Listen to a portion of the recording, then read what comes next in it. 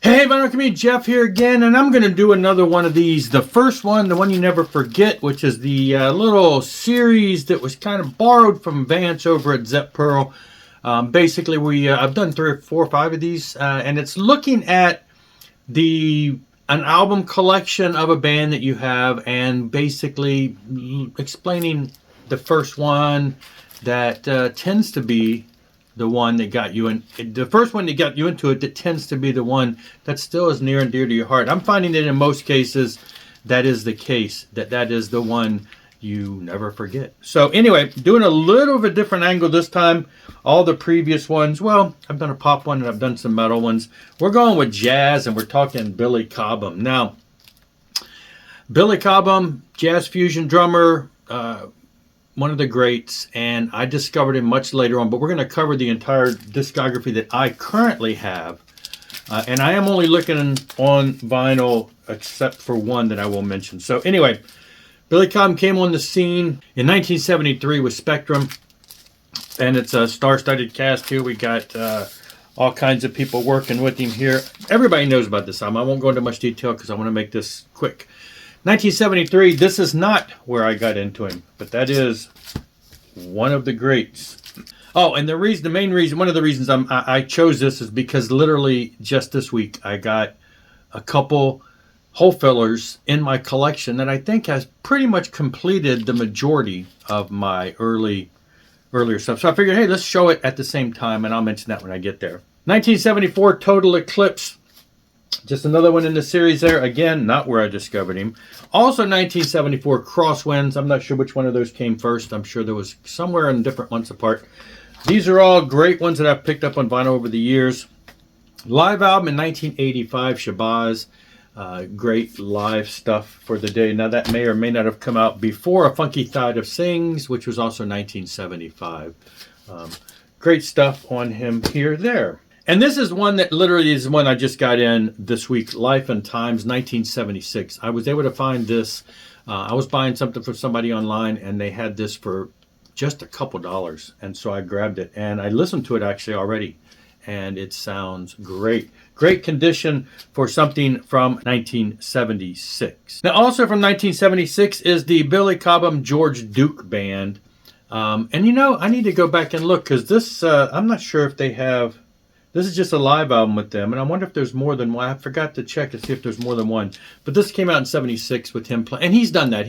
Billy has played with a lot of different people, and there are albums out there of him with other bands. So this is not really a Billy Cobham release as much as it is his involvement there. Moving on to 1977, Billy Cobham Magic.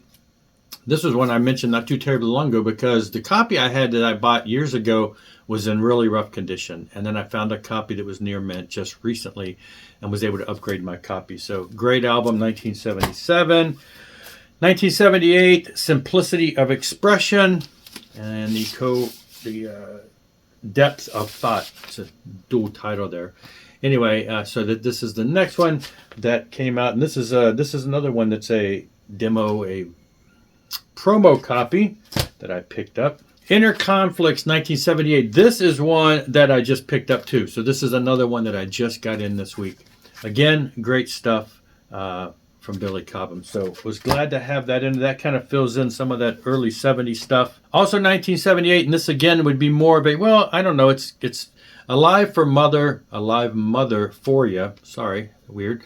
Again, live album with a bunch of other people, whether it's, not technically a Billy Cobham directly, but it's got Steve Kahn, Alfonso Johnson, and Tom Scott. So it's kind of a all-star type band there where they got together and did that live show. And then 1979, BC, which I assume stands for Billy Cobham. So 1979. So this is the closing out the 70s of his collection there. And again, I had not yet discovered him yet. So we're still before my time. Now, you shift gears when he goes into the 80s and he becomes Billy Cobham's Glass Menagerie. Now, I have yet to find this one. This is the only one I'm going to show on CD. This is the first one that came out in 1981. So he jumped from the solo type stuff into this band type aspect. I found this in a record store back in the mid 80s. It's a import. I've yet to ever find a copy of this on vinyl anywhere in the wild or reasonably online. So I do only have this one on CD, but glad to have it. But I did just this week add the second album from 1982, Observations and. Anyway, so yes, 1982, and I listened to this one, and again, it's great stuff. It's not much different from his normal stuff, but, you know, it's at times can be a little more active. But maybe that's just a sign of the times when you're moving into the 80s here. Don't know. And then this one I've had for a while. This is 1983's Smokin', also by Billy Cobham's Glass Menagerie. So this one I've had for a little while. Billy Cobham, Dean Brown, Gil Goldstein, Tim Landers, recorded live at the Montreux Jazz Festival. So absolutely just some great stuff there for the early 80s for him.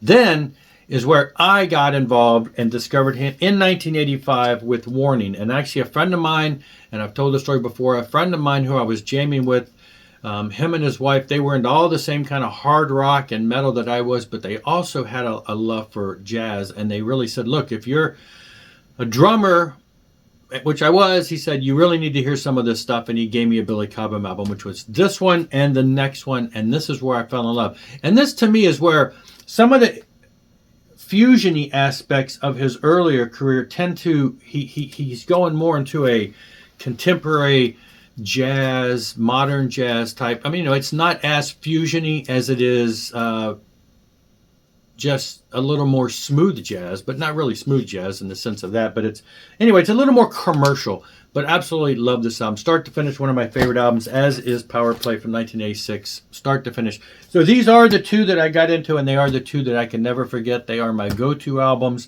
I love listening to the early stuff with the fusion stuff, but these are just so built into me from so many years, because this was really only two albums I had for quite a while that I listened to all the time in the 80s. So great stuff. And then following up, picture this, 1987. And really this is about the time when the vinyl era of Billy Cobham kind of disappeared.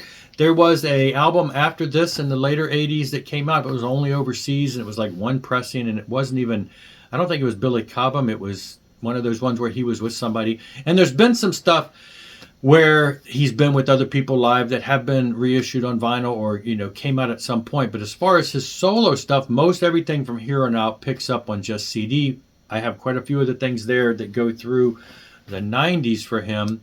And then some of the more recent stuff of the past, like 10 years or so, is starting to see an occasional vinyl release. There is one that I realized came out not too terribly long ago. It was reissued on vinyl, so I want to pick that up. I believe it's on Cleopatra Records, or, you know, Purple Pyramid or whatever, the aspect of Cleopatra Records. And so there's one or two of those later years that have been released. But that's about it. So I have now completed everything from the first album all the way through pretty much to the last 87, last major vinyl release of just his stuff. I now have them all on vinyl, which I'm happy to say. So that's it for this one, though. A little Billy Cobham run through my history. And yes, I still love those two albums. They are the ones I never forget. And I will see you later. Rock on and rock hard.